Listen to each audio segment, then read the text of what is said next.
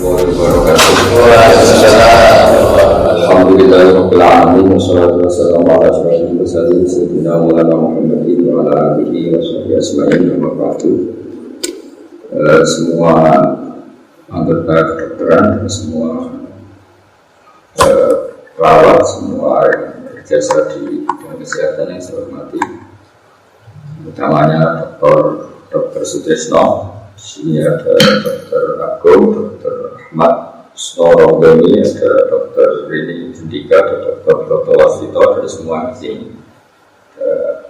Dr. Robe, ada Dr. Askan, semua yang saya hormati. Sebagaimana mukadimah dari siapa? Dr. Hasil. Dr. Hasil. Ini Hasil sembuh ini. Juga Hasil Katul Kiai. Katanya dokter juga manusia, sudah tahu. Tapi begini, ada 3 referensi dari kitab-kitab yang saya pelajari tentang ilmu kedokteran. Tapi saya tidak masuk terlalu jauh pada bidang yang tidak saya tekuni, tapi saya mau cerita dulu. Saking tawakalnya Nabi Musa, nanti kita baca teksnya aslinya di kitab Ihya. Saking tawakalnya Nabi Musa, ketika sakit itu tidak mau berobat. Dan bangsa Israel karena mulai dulu terpelajar sudah tahu sakit itu obatnya seperti ini.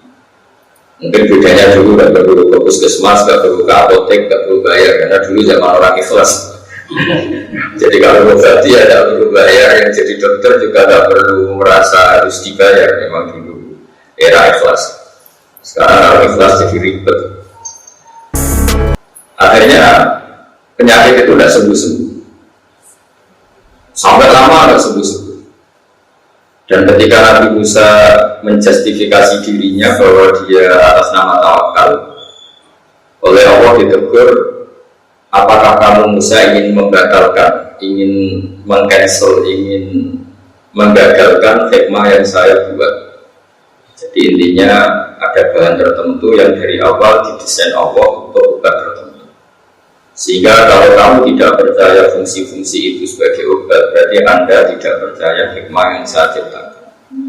Sehingga cerita akhirnya Nabi Musa harus meminum obat itu dan menjadi sembuh. Sehingga itu dibabkan oleh Imam Ghazali bahwa at-tadawi la yunafi tawakkul, bahwa berobat itu tidak berlawanan dengan tawakal. Tapi ada cerita kedua juga di beberapa khazanah itu masih tentang Nabi Musa. Suatu saat beliau sakit gigi, ya namanya orang sakit ingin berobat. Tanya sama Allah, dikasih resep, disuruh ngunyah rumput tertentu. Dan itu jauh sekali dari tempat Nabi Musa. Setelah beliau datang ke tempat itu dan mengunyah rumput itu sembuh. Suatu saat Nabi Musa itu sakit lagi. Gak konsultasi lagi dengan Allah, tapi langsung ngunyah rumput itu, tapi tambah sakit. Hanya protes sama yang bikin resep, yaitu Allah. Pada kalinya Allah bukan dokter, langsung Allah. Ya Allah ini sesuai resep jenengan, kenapa tambah sakit? Tapi kata Allah, dulu kamu percaya saya, sekarang percaya rumput. Ya sudah, kita obat sama rumput. Jadi akhirnya ya sudah seperti itu. Jadi ini pelajaran bagi kita bahwa obat ya tidak segala-galanya, bahwa tawakal juga jangan menjadikan kita tidak berobat. Itu khazanah yang saya baca dari kitab Al-Ihya dan beberapa kitab. Terus ketiga, kelirunya kita sebagai manusia itu biasanya fokus itu kalau di agama itu malah salah. Bukan salah fokusnya, tapi salah mengabaikannya. Misalnya begini.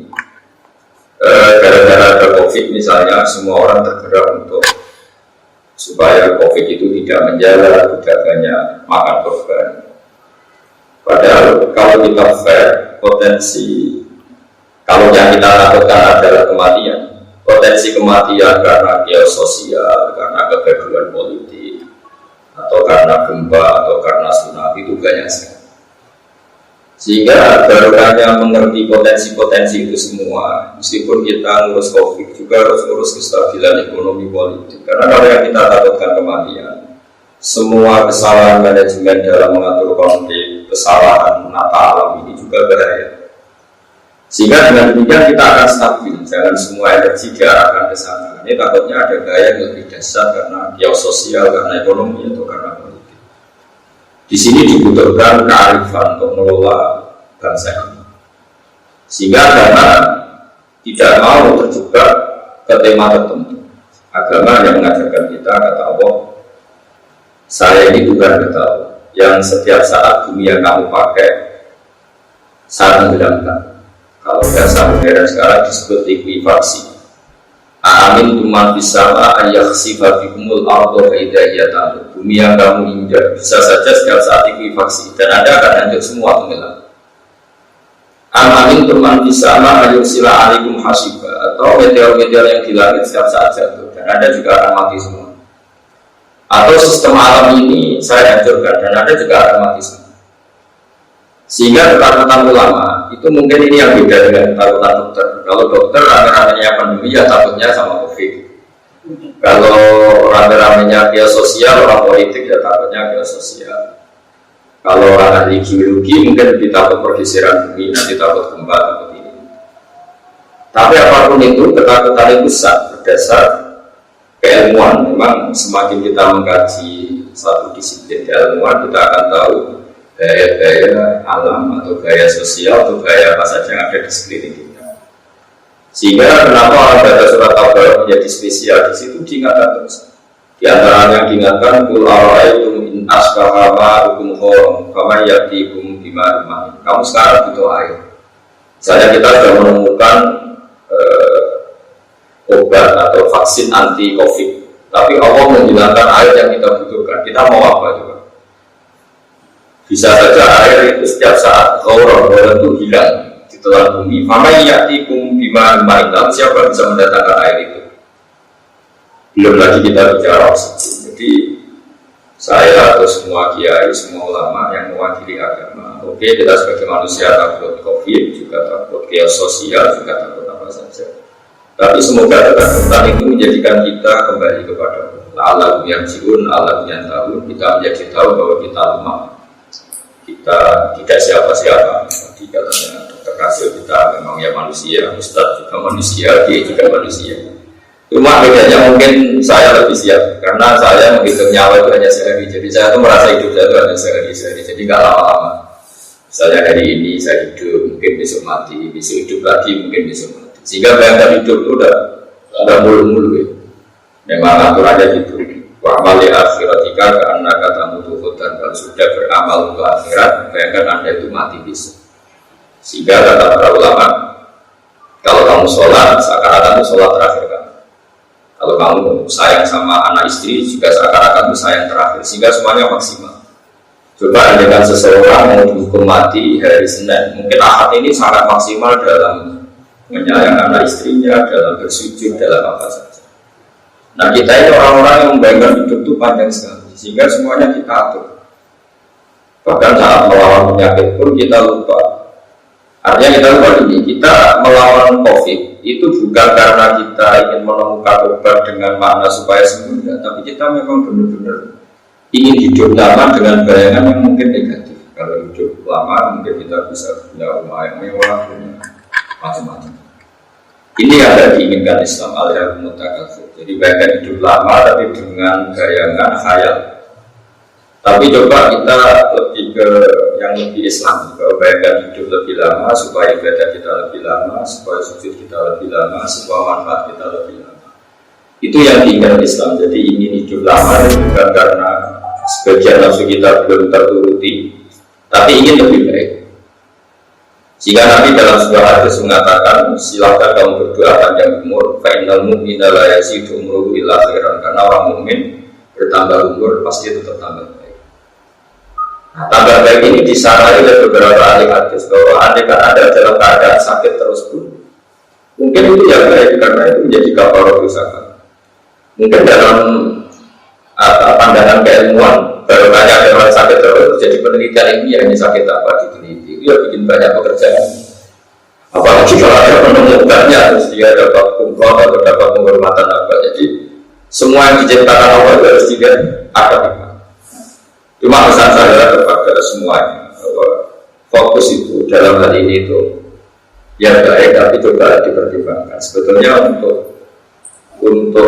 untuk menjaga dari semua bahaya itu, kalau kita bicara misalnya tanyakan ideologi, mungkin mereka tahu ini gerakan tanah sudah begini karena nanti yang ahli laut ingin tahu ini abrasi setiap menit terjadi begini setiap tahun, mungkin yang ahli meteorologi begitu ini alam sudah begini, mungkin yang ahli apa, dan semuanya yang di sekeliling kita ini alam ini sebenarnya malah kehancuran, bukan menuju yang lebih baik.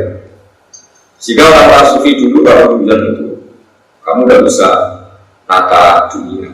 Allah bikin dunia itu sebenarnya mau dihancurkan itu. Jadi desain dunia untuk dihancurkan. Artinya, buat kamu tata kayak apa, rakyat dunia ini menuju kiamat, bukan menuju yang lain. Sehingga orang sufi dulu itu relate. Karena tadi. Tapi barusannya iman seperti itu bukan menjadi dapat, begitu tergantung kepada Allah. Coba kalau Mars itu jatuh, planet Mars, kayak apa kita bisa?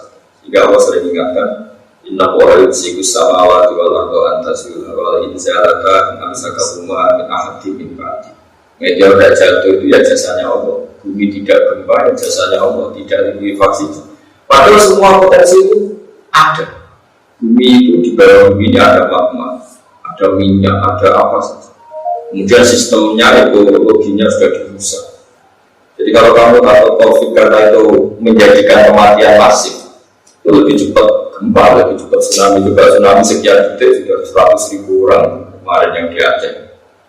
Nah, maksud saya dengan mengingatkan seperti ini bahwa dengan segala pandemi yang ada di dunia, dengan segala risiko yang ada di dunia, sebenarnya yang kita alami sekarang sudah luar biasa.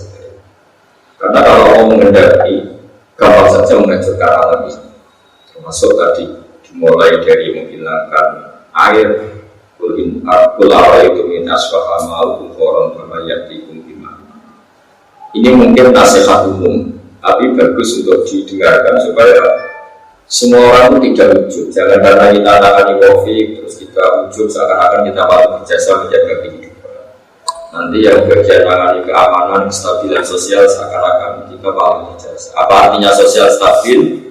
Sistem sosial baik, politik baik, dan orang penyakitan juga. Kita juga sebaliknya, apa artinya badan sehat, tapi keadaan politik tidak baik juga orang mati mungkin karena saling membunuh dan macam-macam. Apa artinya kesehatan baik, politik baik, tapi tauhid kita salah, sholat kita salah, terus kita berakhir masuk neraka. Terus kerennya apa? Karena saya pernah ada seorang yang bilang, Gus, tak kasih dokter honoris causa. Beliau saya tidak ada satu. Saya tuh takut masuk neraka, masuk neraka agak keren. Jadi artinya gini, kalau sudah berani jadi orang keren harus punya komitmen jangan masuk neraka. Malu kita sudah profesor, mubalagh, ustaz ternyata masuk neraka. Itu Umar bin Abdul Aziz itu. Umar bin Abdul Aziz seorang khalifah yang diantara yang paling adil sampai punya gelar ya Khalifatul Khulafa. Jadi khalifah itu ada 4, yang kelima paling adil disebut Umar bin Abdul Aziz. Beliau itu suka istri yang paling cantik, kalau pakaian yang paling bagus. Dia orangnya ambisius, kalau gelar ya sampai profesor, kalau sekolah ya sampai kumpulan. Pokoknya dia cari yang terbaik. Suatu saat dia itu menanggalkan itu semua, dan dia seorang presiden, seorang amil. Ditanya, mana mentah kamu yang dulu ambisius, yang terus sekarang perfeksionis, dia semuanya harus suka sempurna. Tapi setelah dia jadi khalifah, jadi presiden, pakai pakaian yang lusuh, tiap malam bersujud, tiap pagi kantor nyari siapa orang miskin yang butuh bantuan, dan dia jadi orang sangat soleh. Ketika ditanya kenapa anda sekarang jadi begini, jawabannya innali nafsan tawwab. Saya ini punya jiwa yang nggak bisa dikendalikan. Kalau sudah punya keinginan harus disampaikan.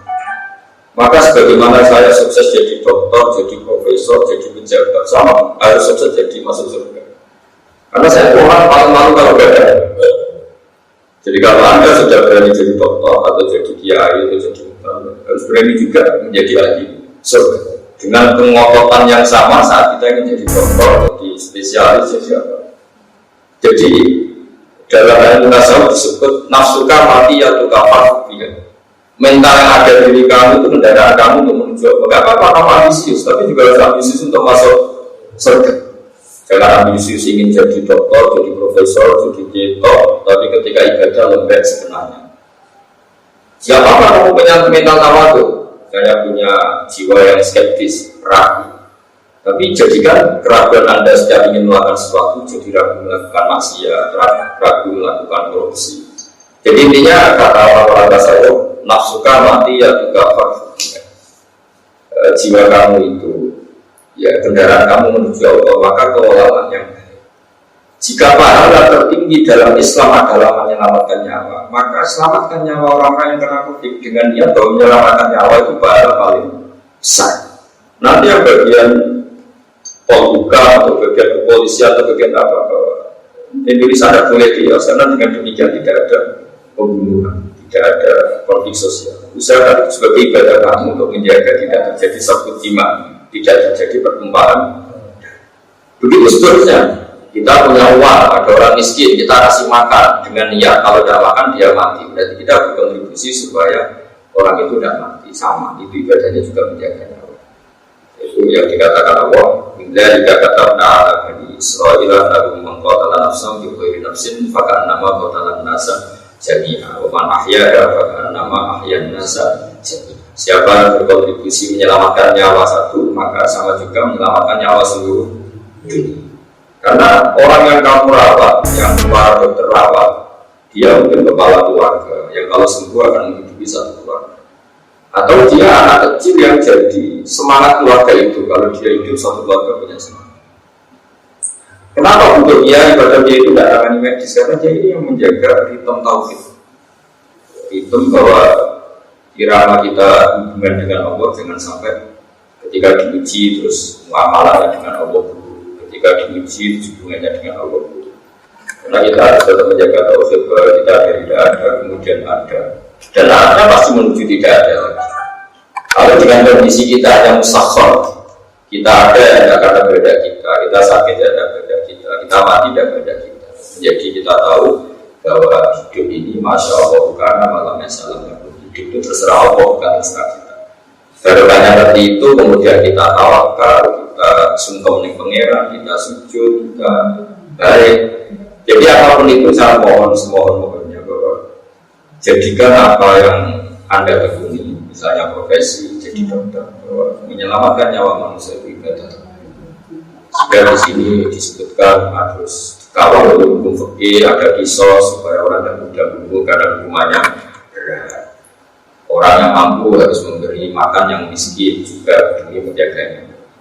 Kestabilan harus kita jaga supaya orang bisa bekerja, bisa makan dan seterusnya. Terus ahli medis, ahli gizi membuat list ini makanan yang manfaat, ini yang makanan yang manfaat juga demi menjaganya manusia. Dan begitu seterusnya. Sehingga barokahnya ngaji seperti ini kita akan tambah dekat pada Allah Subhanahu wa Ta'ala.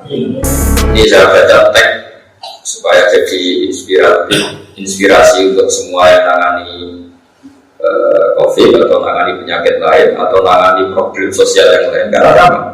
Kita ingin menyembuhkan orang sakit juga demi menjaga. Sama kita ingin menjaga stabilitas Indonesia juga supaya tidak ada chaos, ada perkara yang menghilangkan apa?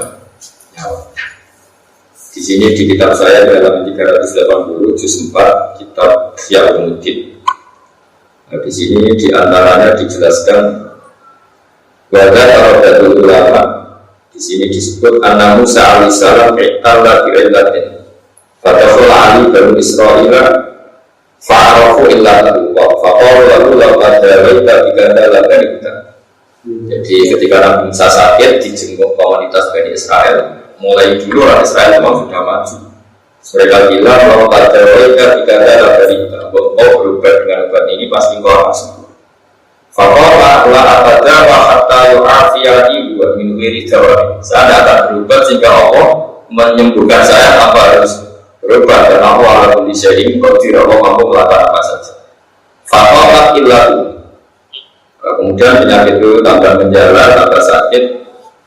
Orang-orang Israel datang lagi. Fakola lalu inna dawa ayatillah ma'rufun mujarrad. Jadi mulai dulu yang namanya obat itu syaratnya harus dua, ma'ruf dan mujarrad. Penyakit Anda ini bisa diobati dengan obat yang sudah dikenal di kalangan medis, mujarrad dan sudah diuji coba. Jadi mulai dulu aturan obat memang harus sudah diuji coba mujarrad. Makanya di kalangan kiai itu yang roda-roda dukun itu kitab namanya mujarrad. Itu buat dunia kiai terkenal sekali kitab mujarrad.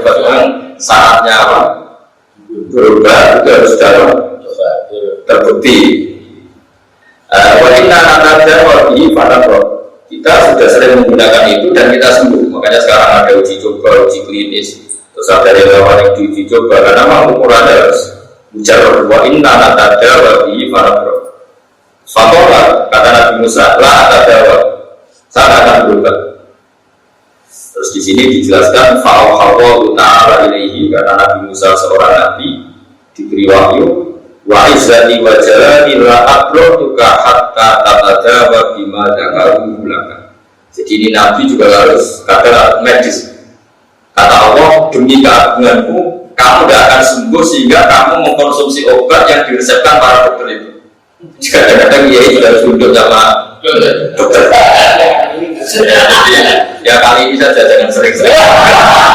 Jadi jelas kalimatnya itu wa izzati wa jalali la abrotuka hatta tatadawa bima dakaru belakang. Dakar itu kalau dalam ilmu nahwu itu yang mereka resepkan ke kamu. Jadi kamu harus konsumsi obat yang diresepkan oleh para dokter. Terus faqala lalu dawuni bima dakaru. Setelah itu Nabi Musa bilang oleh para Bani Israel, silakan sekarang saya obati dengan apa yang kalian resepkan. Fadahu fabel. Mereka mengobati Musa dengan resep itu, kemudian dia sembuh. Ya, ketika dia sembuh, Nabi Musa itu kan bawaannya protes karena orang Israel dia bawaannya protes. Fa'ul jazafi nafsihi bintalik. Lalu Nabi Musa itu gamang. Ini Tuhan katanya ala kulli syai'in qadir menyembuhkan saya harus lewat obat. Jadi mulai butuh. Nah, dia karena didikan tauhid, agak tauhid mungkin garis keras atau garis lurus tidak tahu, pokoknya tauhidnya itu agak keras. Ini Tuhan mau menyembuhkan saya harus lewat dokter, harus lewat konsultasi, harus lewat obat. Ada Allah ala kulli syai'in qadir, Allah itu kuasa. Makanya Fauz jasati nafsihi bintari, dia agak berdumel. Kok jidul ngapain gitu, ngomong bisa tambahin itu semua. Fauz Allah Taala ilaihi arata antu betilah hikmati bitawakkulika. Musa, kamu ingin menggagalkan skenario saya. Misalnya Allah bikin jahe misalnya untuk mengangkatkan badan misalnya. Bikin ini untuk ini. Kamu sama juga ingin mengcancel, membatalkan apa yang saya program. Allah kan tentu bikin dokter untuk mengobati, dokter pemacu gitu. Ya kan semua itu diatur sedemikian rupa. Ya di mana-mana kan fungsi apa makanan atau fungsi apa kan sesuai fungsi yang diinginkan Allah. Nah, kalau kamu anti berubah berarti anti hikmah atau anti fungsi menggagalkan hikmah yang sudah saya rencanakan. Akhirnya Nabi Musa ini yang tawakal itu bukan harus berhadapan-hadapan dengan medis juga tidak harus menghilangkan tawakal. Karena ketika kita berubah sebetulnya hanya kita pakai sesuatu yang oleh Allah memang didesain untuk penyembuhan.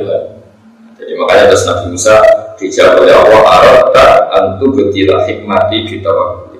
Kamu jangan mentang-mentang Nabi kemudian Anda hanya tawakal, kemudian Anda membatalkan atau tidak percaya terhadap hikmah yang saya ciptakan pada sesuatu.